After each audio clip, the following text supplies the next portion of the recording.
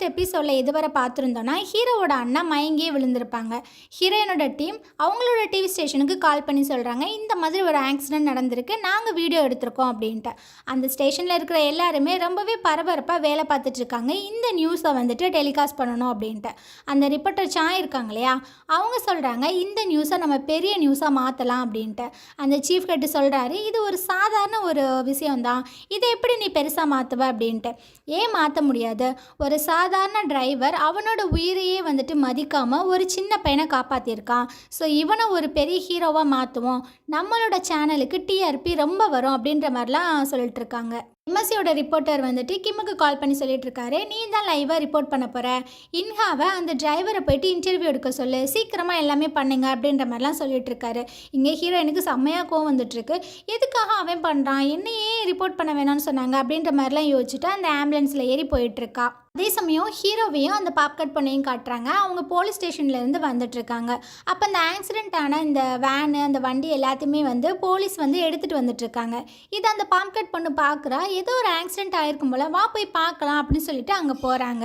Hero அந்த வண்டியை பார்த்தோன்னே அவனுக்கு புரிஞ்சிருது, இது நம்ம அண்ணாவோட வண்டி தான், அவனுக்கு என்ன ஆச்சு அப்படின்னு அப்படியே பதறான். அங்கே இருக்கிறவங்ககிட்ட கேட்குறான், இந்த டிரைவருக்கு என்ன ஆச்சு அப்படின்ட்டு.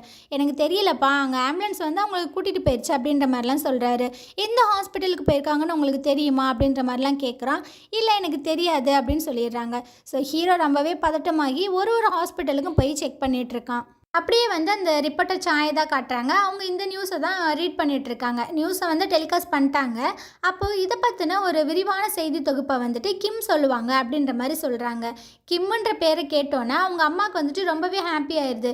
எந்த கிம்மை சொல்கிறாங்க, நம்ம பையன் தானா அப்படின்ற மாதிரி டிவியில் வந்து பார்க்குறாங்க. கிம்மோட அம்மா அவங்களுக்கு ரொம்பவே ஹாப்பி ஆயிடுது அவனோட பையனை வந்து டிவியில் பார்க்கும்போது. கிம்மு வந்து அங்கே என்ன விஷயம் நடந்தது அப்படின்றதையும் அவனை ஹீரோவாக காட்டுறதுக்கு என்னென்ன விஷயங்கள் பேசணும், மானே தேனே பொன்மானே இதெல்லாம் சேர்த்துலாம் அவன் பேசிகிட்டு இருக்கான். அப்படியே ஹீரோயினை காட்டுறாங்க, ஹீரோவோட அண்ணாவை இன்டர்வியூ எடுக்கிறதுக்காக அந்த ஹாஸ்பிட்டலில் வெயிட் பண்ணிகிட்டு இருக்கா. அந்த இடத்துக்கு அந்த கேமராமேன் வராரு, என்னம்மா எல்லாமே ஓகே தானே, இன்டர்வியூ எடுக்கலாமா அப்படின்ற மாதிரிலாம் கேட்டுட்ருக்காரு. ஹீரோவோட அண்ணாக்கிட்டேயும் நம்ம பெர்மிஷன் வாங்கணும்ல, ஸோ அவர்கிட்ட கேட்கலாம் அப்படின்ற மாதிரி ஹீரோயின் சொல்கிறா.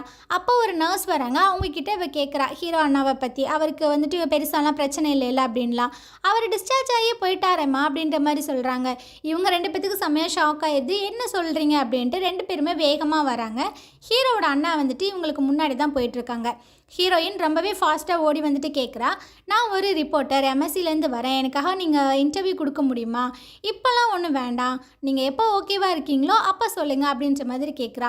இவன் எம்எஸ்சிலேருந்து வந்திருக்காங்கன்னு சொன்னோடனே ஒன்றும் பிரச்சனை இல்லை, நம்ம இன்றைக்கே எடுக்கலாமே அப்படின்ற மாதிரி சொல்லிடுறான். அந்த கேமராமேனுக்கு ஏதோ ஒரு டவுட்டாகவே இருக்குது, இவன் நம்ம எங்கேயோ பார்த்துருக்கோமே அப்படின்ட்டு.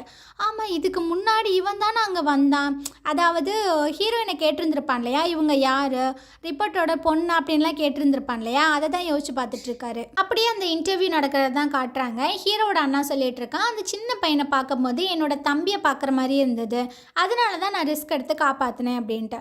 உங்கள் ஃபேமிலி ஒரு ரிப்போர்ட்டர் கொடுத்த தப்பான ஒரு பொய்னால தான் இந்த மாதிரி ஆயிடுச்சு அப்படின்ற மாதிரி நாங்கள் கேள்விப்பட்டோம். ஒரு ரிப்போர்ட்டராக எனக்கு ரொம்பவே வந்து கஷ்டமாக இருக்குது, அந்த ரிப்போர்ட்டருக்கு நீங்கள் என்ன சொல்ல வரீங்க, அந்த ரிப்போர்ட்டர் யாருன்னு உங்களுக்கு தெரியுமா அப்படின்ற மாதிரிலாம் ஹீரோயின் கேட்குறா. அப்போ ஹீரோவோட அண்ணா வந்துட்டு அந்த ரிப்போர்ட்டர் அப்படின்ற மாதிரி சொல்ல வரான். அந்த இடத்துக்கு ஹீரோ வந்துடுறான். ஹீரோயினை வந்துட்டு கூப்பிட்றான், முதல்ல நீ வா, நான் அவங்ககிட்ட ஒரு விஷயம் பேசணும் அப்படின்ட்டு. இவளும் கத்திட்டு இருக்கா, நான் இன்டர்வியூவில் இருக்கேன் அப்படின்ட்டு, ரொம்பவே முக்கியமான விஷயம், வா வான்னு சொல்லிகிட்டே இருக்கான். அப்போ ஹீரோவோட அண்ணா கிட்ட சொல்கிறா, நான் வந்து உங்களை திரும்பவும் இன்டர்வியூ எடுக்கிறேன், வேறு எந்த சேனலுக்குமே நீங்கள் இன்டர்வியூ கொடுக்காதீங்க அப்படின்ட்டு இவளோட ஒரு கார்டை எடுத்து கொடுத்துட்டு அவன் அங்கேருந்து கிளம்பிடுறான். ஹீரோயின்ட்ட சொல்லிட்டு இருக்கான், அவன் ரொம்பவே ஆபத்தானவன், நீ அவன் கிட்ட போகாத, உங்கள் சேனல்லேருந்து வேறு யாருனாச்சும் வந்து இன்டர்வியூ எடுக்க சொல்லு ப்ளீஸ் அப்படின்ற மாதிரிலாம் சொல்லிட்டு இருக்கான்.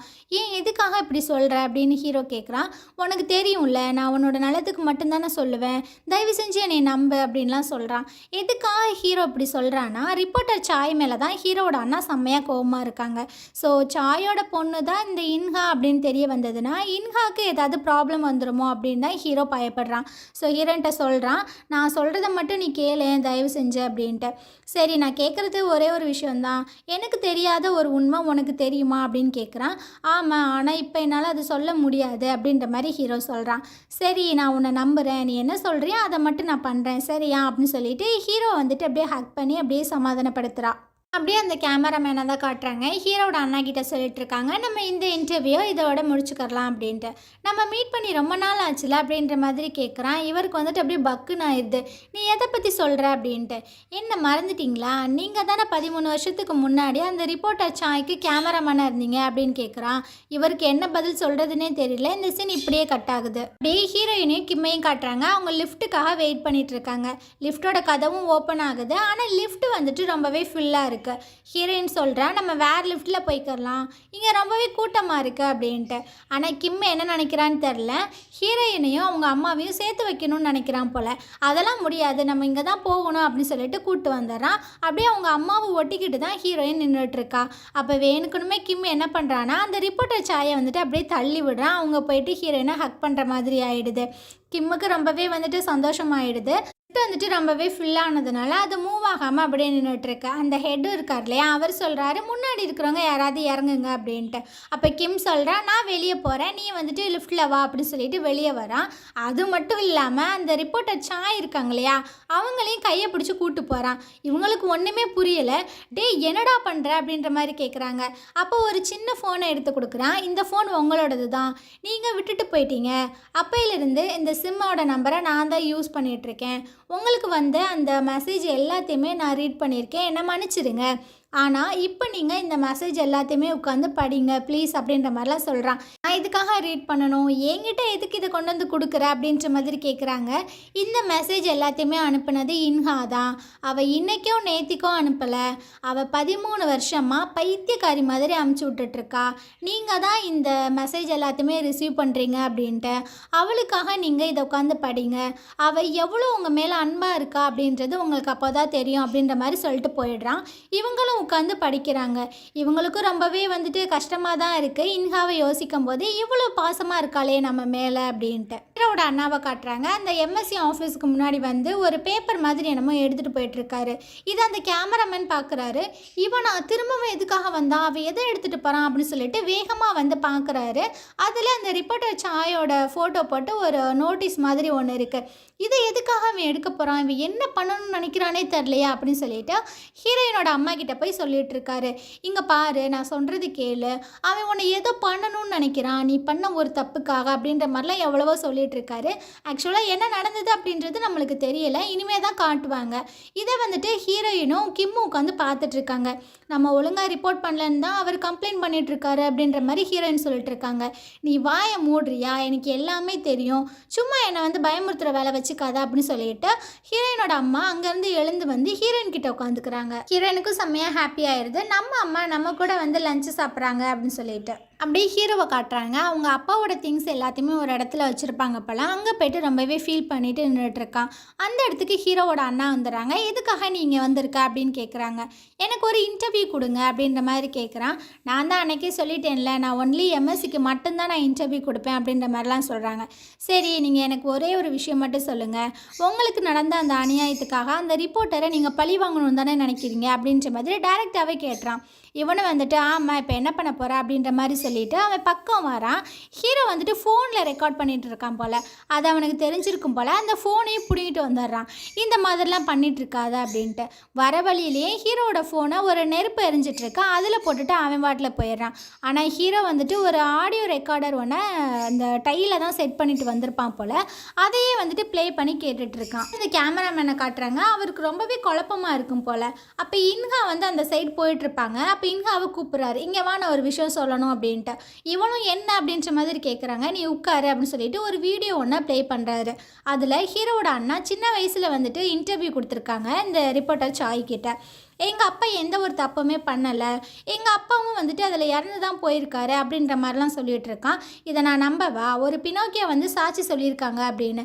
நான் அந்த பினோக்கியை வந்துட்டு நம்பலை, நான் எங்கள் அப்பாவை நம்புகிறேன் அப்படின்ற மாதிரி சொல்லிட்டு கத்திட்டு இருப்பான். ஸோ இந்த இன்டர்வியூவை தான் காமிச்சிட்ருக்காங்க. இதில் என்ன இப்படிலாம் இருக்குது அப்படின்னு ஹீரோயின் சொல்லிட்டு இருக்கா. இதுக்கு அப்புறம் தான் ஒரு சம்பவமே நடந்துச்சு அப்படின்னு ஒரு விஷயத்த சொல்ல ஆரம்பிக்கிறாரு. இந்த இன்டர்வியூ முடிச்சுட்டு 2 பேருமே வந்துட்டுருக்காங்க. அப்போ அந்த கேமராமேன் சொல்கிறாரு, இந்த இன்டர்வியூ எதுக்கு தேவைப்படுமா அப்படின்னு அப்படின்ட்டு. ஆமாம், கண்டிப்பாக தேவைப்படும். லாஸ்ட் போர்ஷனில் இவன் ரொம்பவே கத்துனான் தெரியுமா, எங்கள் அப்பா உயிரோட தான் இருப்பார் அப்படின்னு. அதை மட்டும் அப்படியே கட் பண்ணி எடு, இதை நம்ம வைரலாக்கி விடுவோம் அப்படின்ற மாதிரி சொல்லியிருந்திருப்பாங்க. இதை வந்துட்டு இவனும் கேட்டுட்டு இருந்திருப்பான். ஹீரோ அண்ணா அவனுக்கு செம்மையாக கோவம் வந்துடுது. அவங்களோட சட்டையை பிடிச்சிட்டு அப்படியே கத்திட்டு இருக்கான். எதுக்காக நீ இப்படிலாம் பண்ணிட்டு இருக்க அப்படின்ட்டு. அப்போ வந்துட்டு அந்த கேமராமேன் கத்துவான், யாராவது வாங்க காப்பாற்றுங்கன்னு சொல்லிட்டு. இந்த அம்மா என்ன பண்ணிடும்னா போலீஸ்க்கு வந்துட்டு கால் பண்ணி போட்டு கொடுத்துரும். இந்த மாதிரி அவன் என்னை வந்து ட்ராஃபியை வச்சு கொலை பண்ண வந்துட்டான் அப்படின்ட்டு. அவனை வந்துட்டு அப்படியே அரெஸ்ட் பண்ணி கூப்பிட்டு போகிறாங்க. இந்த கேமராமேன் திட்டுறாரு, நீ ரொம்பவே தப்பு பண்ணுற, உனக்கு இது தப்பாக தெரியலையா, அவன் உன்னை அட்டாக் பண்ணவே வரலையா அப்படின்னு சொல்லிட்டு. உனக்கு எனக்கு மட்டும்தானே தெரியும், பேசாமல் இரு அப்படின்னு சொல்லிடுறாங்க. எங்கள் அப்பா உயிரோடு இருந்தால் எனக்கு சந்தோஷம்தான் அப்படின்ற மாதிரி தான் அவன் சொன்னான். ஆனால் அதை வந்துட்டு அப்படியே கட் பண்ணி உங்கள் அம்மா எடிட் பண்ண சொல்லிட்டாங்க. அது மட்டும் இல்லாமல் அவன் வந்துட்டு அவன் சட்டையை பிடிச்சி தான் அவன் கத்திட்டு இருந்தான், எதுக்காக இப்படி பண்ணுறீங்க அப்படின்ட்டு. ஆனால் அவன் வந்துட்டு கொலை பண்ண தான் வந்திருக்கான் அப்படின்னு போலீஸ்கிட்ட தப்பாக சொல்லிட்டாங்க. இதனால நைட்டு ஃபுல்லாக அவனை அந்த போலீஸ் ஸ்டேஷன்லேயே வச்சுருந்துட்டாங்க. அந்த நைட்டு தான் அவனோட அம்மாவும் தம்பியும் வந்துட்டு சூசைட் பண்ணிக்கிட்டாங்க. ஒருவேளை அவன் அந்த போலீஸ் ஸ்டேஷனில் இல்லாமல் அவங்க கூட இருந்திருந்தானா அவங்க 2 பேர்த்தையுமே காப்பாற்றிருந்திருப்பான் அப்படின்ற மாதிரிலாம் சொல்கிறாங்க. ஹீரோயினுக்கு வந்துட்டு முடியலை, என்ன இப்படி இருக்காங்களே அப்படின்னு சொல்லிட்டு. அப்போ ஹீரோயின் கேட்குறான், இது எங்கள் அம்மாவுக்கு தெரியுமா அப்படின்ட்டு. ஆமாம், அவங்க அம்மாவுக்கும் தெரியும். மார்னிங் அவங்க அம்மாவும் தம்பியும் சூசைட் பண்ண அந்த இடத்துக்காக நாங்கள் போயிருந்தோம். அதில் அந்த பையனோட ஷூ மட்டும்தான் இருந்தது. அதை பார்த்து அவன் ரொம்பவே கதறி அழுதுட்டு இருந்தான். அப்போ அவங்க அம்மா அந்த ஷூவையும் அந்த கடற்கரையும் சேர்த்து கவர் பண்ணுங்க அப்படின்ற மாதிரி சொன்னான். இதை கேட்ட அந்த பையன் ரொம்பவே டென்ஷன் ஆகி கத்திட்டு இருந்தான். இன்னைக்கு நைட்டு மட்டும் நான் எங்கள் அம்மாவோடையும் தம்பி கூடயும் இருந்திருந்தேன்னா அவங்க இந்நேரம் உயிரோடு இருந்திருப்பாங்க அப்படின்ட்டு. இல்லை, அப்படி நடந்திருக்காது, நீயும் அவங்களோட சேர்ந்து செத்து போயிருப்ப, நான் தான் உன்னை காப்பாற்றிருக்கேன் அப்படின்னு மனசாட்சியே இல்லாமல் அவங்க அம்மா போய் சொன்னாங்க அப்படின்ற மாதிரிலாம் சொல்கிறாங்க. அதுக்காகவே நான் ஒரு நாள் இல்லை ஒரு நாள் உன்னை நான் கொலை பண்ணாமல் விடவே மாட்டேன் அப்படின்ற மாதிரி கத்துனா அப்படின்ற மாதிரிலாம் சொல்லிட்டு இருக்காங்க. அப்படியே ஹீரோயினை பார்க்குறாரு. ஹீரோயின் வந்து அப்படியே கதறி கதறி அழுதுட்டுருக்கா. அவளுக்கு வந்துட்டு ரொம்பவே டென்ஷன் ஆகுது. அப்போ யதார்த்தமாக அந்த ஷூவை பார்க்குறான். இந்த ஷூ யாரோடது, அந்த தம்பியோடதா அப்படின்ற மாதிரி கேட்குறான். ஆமாம் அப்படின்ற மாதிரி சொல்கிறான். இதே மாதிரியான ஒரு ஷூவை ஹீரோயின் வந்து அவளோட வீட்டில் பார்த்துருப்பா. இல்லை, இது நடக்கக்கூடாது, இப்படி இருக்கக்கூடாது அப்படின்ற மாதிரிலாம் சொல்லிட்டு அங்கேருந்து வேகமாக கிளம்புறா. நேராக வீட்டுக்கு தான் வரா. அந்த ஷூவை போய் தேடி பார்க்குறான். அந்த ஷூவும் அங்கே இருக்கு. ஸ்ட்ரெயிட்டாக தாத்தா கிட்ட போயிட்டு கேட்குறான், தாத்தா இது யாரோடது அப்படின்ட்டு. இது உன்னோட சித்தப்பாவோடது தான், அந்த சுனாமியில் அடிச்சுட்டு வரும்போது இந்த ஷூவும் சேர்ந்து தான் வந்தது அப்படின்ட்டு. ஹீரோயினுக்கு என்ன பண்ணுறதுன்னு தெரில. இன்றைக்கி என்ன ஆச்சரியமாக இருக்குது, ட்ரைனிங்லேருந்து நீங்கள் 2 பேருமே வர மாட்டேன்னு நினச்சேன், ஃபஸ்ட்டு டால்போ வந்தான், இப்போ நீ வந்திருக்க அப்படின்ட்டு. என்ன சொல்கிறீங்க, டால்போ வந்தானா, எங்கே போயிருக்கான் அப்படின்ற மாதிரி கேட்குறா. அவன் மாடிக்கு போனாமா, எதுவும் பிரச்சனையா அப்படின்ற மாதிரி கேட்குறாரு. இல்லை தாத்தா அப்படின்னு சொல்லிட்டு இவள் லிஃப்ட்டுக்கு வரா. லிஃப்ட்டில் இருக்கும் போது தான் யோசிச்சு பார்க்குறா. ஹீரோ வந்து சொல்லியிருந்திருப்பான் இல்லையா ஸ்கூல் படிக்கும்போது, என்னை ஏன் எதிரி மாதிரி பார்க்குற அப்படின்னு ஹீரோயின் கேட்டிருந்திருப்பா. ஆமாம், நீ என்னோட எதிரி தான் அப்படின்ற மாதிரிலாம் சொல்லியிருப்பான். அப்புறம் வந்து நீ ரிப்போர்ட்டர் ஆகிறதே எனக்கு பிடிக்கல அப்படின்ற மாதிரி சொல்லியிருந்திருப்பான். அவங்க அம்மாவை வந்துட்டு பேசினாவே இவனுக்கு பிடிக்காது, உங்கள் அம்மா உன்னை வெறுத்திருப்பாங்க அப்படின்ற மாதிரிலாம் நிறைய விஷயங்கள் சொல்லியிருந்திருப்பான் இல்லையா. அதை எல்லாத்தையுமே யோசிச்சு பார்த்துட்டே மேலே வரா. ஹீரோ ரொம்பவே சோகமாக ஒரு விஷயத்த யோசிச்சு பார்த்துட்டு இருக்கான். அந்த இடத்துக்கு ஹீரோயினும் வரா. ஹீரோ கேட்குறான், நீ என்ன பண்ணுற அப்படின்ட்டு. ஹீரோயின் கேட்குறான், நீ தான் அந்த சின்ன பையனா அப்படின்ற மாதிரி. இவனும் பார்க்குறான், உனக்கு எப்படி தெரியும் அப்படின்ட்டு. அப்போ ஹீரோயினுக்கு வந்துட்டு என்ன பண்ணுறதுன்னு தெரில, அப்படி கதறி கதறி அழுக ஆரம்பிக்கிறான். ஸோ இந்த இடத்துல இந்த எபிசோடு முடியுது. அவளோட அம்மா தான் ஹீரோவோட குடும்பம் அழியறதுக்கே காரணமாக இருந்திருக்காங்க அப்படின்ற விஷயம் ஹீரோயினுக்கு தெரிய வந்திருக்கு. ஸோ இதுக்கப்புறமா ஹீரோயின் என்ன பண்ண போகிறா அப்படின்ற விஷயங்கள் எல்லாத்தையுமே நம்ம அடுத்தடுத்து பார்க்கலாம். இந்த ட்ராமா உங்களுக்கு பிடிச்சிருந்தது அப்படின்னா கண்டிப்பாக நம்ம சேனலுக்கு சப்போர்ட் பண்ணுங்கள். தேங்க்யூ.